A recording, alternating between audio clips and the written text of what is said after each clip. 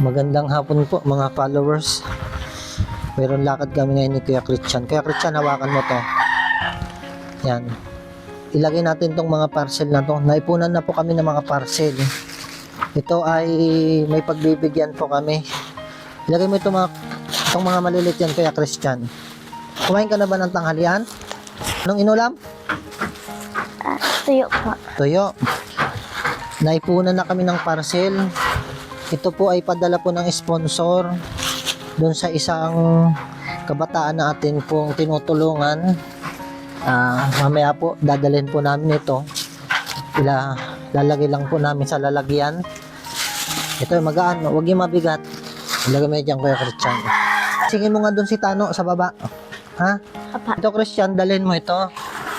Ito, pagbitbit nito, magaan lang naman yan, ha? Magaan lang yan. Daming parcel na naipon na dito sa bahay. Okay na? Ito, ano, magaan lang, di ba? Di ba? Dadalhin na namin ito sa taas. Dala-dala ko din po ito.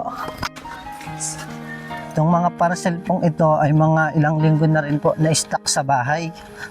Ito po ay tulong at bigay ng sponsor sa isang kabataan na atin pong tinutulungan. Patulong sa kanilang pang-araw-araw na pamumuhay.